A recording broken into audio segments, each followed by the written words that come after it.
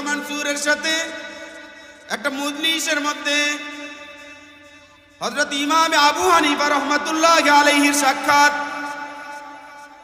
খলিফা মানসুর ইমামে আদম আবু হানিফা রাহমাতুল্লাহি আলাইহিকে বলেন, ওগো আবু হানিফা, ওগো জামানার শ্রেষ্ঠ ইমাম, আমার এই রাষ্ট্রের প্রধান বিচারপতির দায়িত্বটা কিন্তু এখনো কাউকে দেওয়া হয় নাই।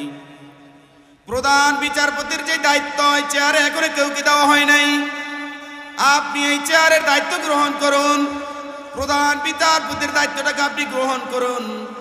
সমস্ত লোকের সামনে ইমামে আবু হানিফা রাহমাতুল্লাহি আলাইহি দ্বিতীয়বার ভাবেন নাই, সাথে সাথে নাকচ করে দিলেন, অপারগতা পেশ করলেন, না আয় বাচ্চা, আমি এই প্রধান বিচারপতির দায়িত্ব গ্রহণ করতে পারবো না।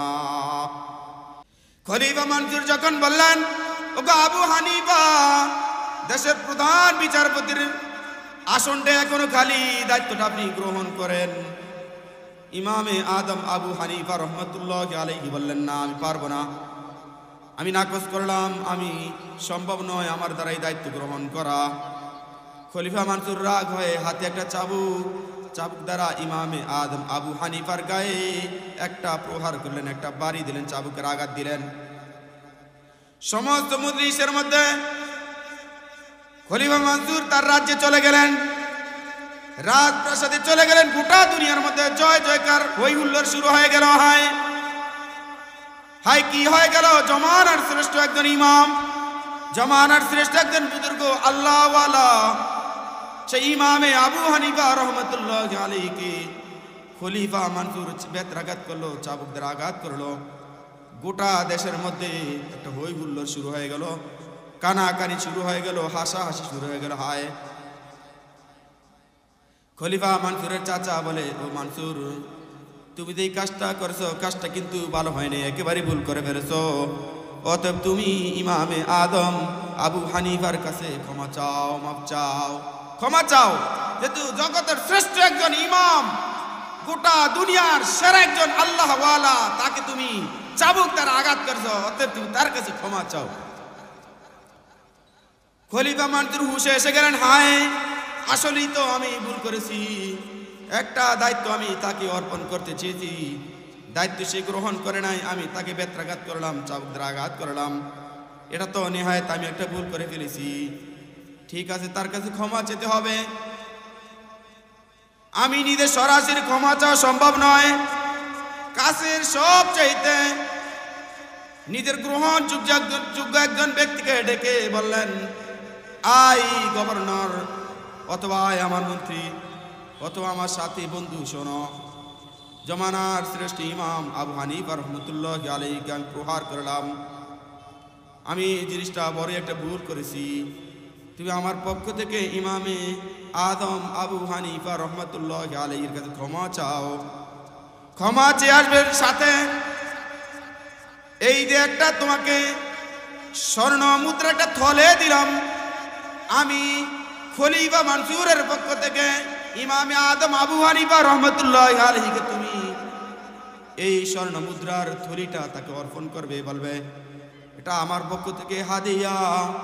লোক চলে গেল, ইমামে আদম আবু হানিফা রাহমাতুল্লাহি আলাইহির কাছে গেল, যায় বলে, আয় জমানার শ্রেষ্ঠ ইমাম, শোনেন, গতকালকে আপনার সাথে খলিফা মানসুরের সাথে একটা অপ্রীতিকর ঘটনা ঘটে গেছে, এর জন্য খলিফা নিজের ভুল বুঝতে পেরেছে, আপনার কাছে ক্ষমা চেয়েছে।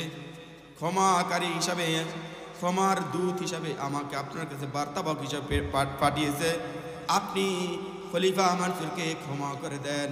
ইমামে আদম আবু হানিফা রাহমাতুল্লাহি আলাইহি দ্বিতীয়বার আর ভাবলেন না, সাথে সাথে বললেন, আমি ইমামে আদম আবু হানিফা, আমি খলিফা মানসুরকে ক্ষমা করে দিলাম। সাথে সাথে লোকটা বলল, ওগো জমানার শ্রেষ্ঠ ইমাম, শোনেন, খলিফা মানসুরের পক্ষ থেকে স্বর্ণ মুদ্রার একটা থলে আপনার জন্য আমার কাছে দেওয়া হয়েছে, অনেকগুলো স্বর্ণ মুদ্রা, এই যে গ্রহণ করুন। আপনি যদি এটা গ্রহণ করেন তাহলে খলিফা মানসুর নিশ্চিত হবেন যে আপনি তাকে ক্ষমা করে দিয়েছেন, ওনার পক্ষ থেকে আপনি আমার কাছ থেকে এই হাদিয়াকে আপনি গ্রহণ করুন।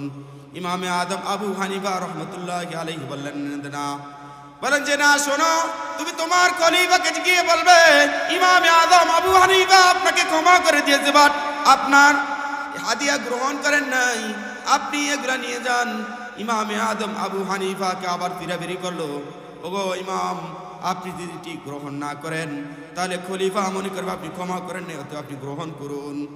ইমামে আদম আবু হানিফা বলেন যে না, আমি যদি এটা গ্রহণ করতে পারবো না।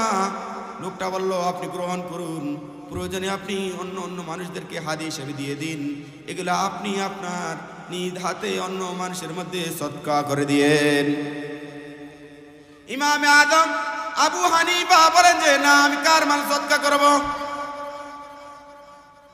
তোমার থেকে গ্রহণ করি, সদকা করি অথবা খাই অথবা যাই করি না কেন সেটা আমার ব্যাপার, তবে তুমি এগুলা নিয়ে যাও, আমি এগুলা গ্রহণ করব না। লোকটা এরপর আবার বলতেছে রাখেন। একটা পর্যায়ে ইমামে আবু হানিফা রাহমাতুল্লাহ আলাইহি বলেন যে না, শোনো, তোমার যেই খলিফা আমাকে এই স্বর্ণ মুদ্রার থলে দান করেছে, আমার জন্য হাদিসে প্রেরণ করেছে, এই স্বর্ণ মুদ্রা তোমার খলিফা কোথায় পেয়েছে? একজনে খাবার খাওয়াইলে আপনি এটার তত্ত্বাবধান করতে, খাবার কোথার থেকে আসলো? হ্যাঁ, কোথার থেকে আসলে খাবার আমি যে গ্রহণ করি, কোথার থেকে আসলে এই খাবার? ইমামে আদম আবু হানিফা জিজ্ঞাসা করলেন, তোমার যে খলিফা আমাকে স্বর্ণ মুদ্রার যে থলি আমাকে হাদিয়া হিসেবে দিতেছে, এটা সে কোথায় পেয়েছে? লোকটা বলে যে, ওগো ইমাম শোনেন, এটা রাষ্ট্রীয় কোষাগার থেকে খলিফা আপনার জন্য পাঠিয়েছে। বলে তোমার খলিফাকে বলবে আমাকে দেওয়ার কথা দূরের কথা, রাষ্ট্রীয় কোষাগার থেকে তার বাজেটের বাইরে একটা টাকাও যেন খরচ না করে, এটা তার জন্য ঠিক হবে না, এটা তার জন্য জায়েজ হবে না। আখেরে সে আল্লাহ তাআলার দরবারে দাঁড়াতে হবে, খেয়ানতকারী হয়ে আল্লাহর দরবারে দাঁড়াতে হবে। আমাদের দেশে মানুষ আছে না, একজন একটা কথা বললে এটার বিরুদ্ধে আপনি একটা কথা বলেন, তো অন্যের কাছে যায় বানে বিভিন্ন আর বারে খুব সুন্দর কিরা বলে না, ও এমন ভাবে সাজিয়ে গুছে মিথ্যা কথা বলবে যেটা আপনার শুনতেই মনে চাবে সত্য কথার চাইতো তার কথাটা অনেক ভালো লাগবে। এরকম লোক আছে না? লোকটি গিয়ে খলিফা মনসুরের কাছে গিয়ে বলল, খলিফা শোনেন, আপনি আমাকে তার কাছে প্রেরণ করেছেন, সে তো এই এই কথাগুলো বললো, আরো কতগুলো কথা নিজের মন গড়া বানিয়ে খলিফার কাছে বলে খলিফাকে উত্তক্ত করে ফেলল। খলিফা মনসুর প্রজ্ঞাপন জারি করলেন, ইমামে আবু হানিফাকে যেটাই পাওয়া যায় তাকে গ্রেফতার করা হোক, ধরে নিয়ে আসা হোক। সিপাহী গিয়ে ইমামে আদম আবু হানিফা রহমতুল্লাহ আলাইহিকে নিয়ে আসা হলো, এনে জেলখানার মধ্যে আটকে তাকে প্রচুর পরিমাণে বেত্রাঘাত করা হলো, প্রচুর পরিমাণে বেত্রাঘাত করা হলো। বেত্রাঘাত করতে করতে করতে করতে ইমামে আদম আবু হানিফাকে অসুস্থ করে ফেলল। ইমামে আদম আবু হানিফা জেলের মধ্যে অসুস্থ হয়ে গেলেন, দীর্ঘদিন অসুস্থ হয়ে গেলেন। ঐতিহাসিকদের থেকে দুইটা রিওয়ায়াত পাওয়া যায়। এক রিওয়ায়াতের বর্ণনা, ইমামে আদম আবু হানিফা রাহমাতুল্লাহি আলাইহি বেতের আঘাত খাইতে খাইতে একটা সময়ে চাবুক মারার আঘাতে আঘাতে অসুস্থ হয়ে গেলেন। অসুস্থ হয়ে যাওয়ার পরে বিষ দিয়ে তাকে জেলখানার মধ্যেই শহীদ করে দেওয়া হয়।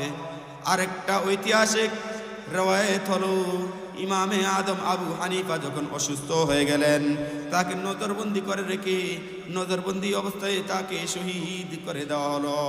কিন্তু ইমামে আদম আবু হানিফা রহমতুল্লাহ আলাইহি শাগিরদরা জিজ্ঞাসা করলো, ওগো ইমাম, ওগো জামানার ইমাম শোনেন, প্রধান বিচারপতির এই যে দায়িত্ব, এই যে চেয়ারের তো সবচেয়ে বড়, আপনি হলেন অভিজ্ঞ, আপনি এটার জন্য সবচেয়ে বড় প্রয়োজন, এই যে প্রধান বিচারপতির এর জন্য আপনি হলেন সবচেয়ে বড় যোগ্য ব্যক্তি, আপনি কেন এই দায়িত্ব গ্রহণ করলেন না? ইমামে আদম আবু হানিফা রহমতুল্লাহ আলাইহি বলেন যে ও আমার সাগরে তো আমার ভাই শোনো, আমি আদম আজকে দুনিয়ার জমিনে আছি, কালকে যদি আমি কিছুদিন পরে যদি আমি ইন্তেকাল হয়ে যাই, আল্লাহ তাআলার দরবারে খেয়ানতকারী হয়ে আমাকে দাঁড়াতে হবে।